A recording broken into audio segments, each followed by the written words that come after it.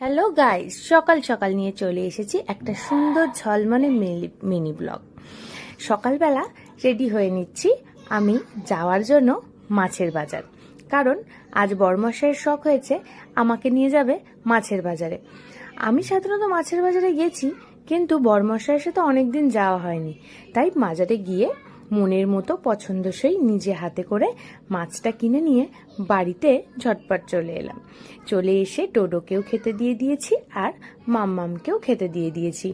তারপর যা গরম পড়েছে, সকাল সকাল ডোডোকে খাইয়ে দিয়ে ওকে একটুখানি বাটি করে দই দিয়েছিলাম, আর দইটাও একটু আনন্দ করেও খাই, আর আমিও দিয়ে শান্তি পাই যে না, পেটে কিছুটা থাকলো।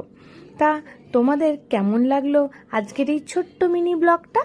তোমরা অবশ্যই জানিও, আর সাথে থেকো, পাশে থেকো, সাবস্ক্রাইব করে দিও।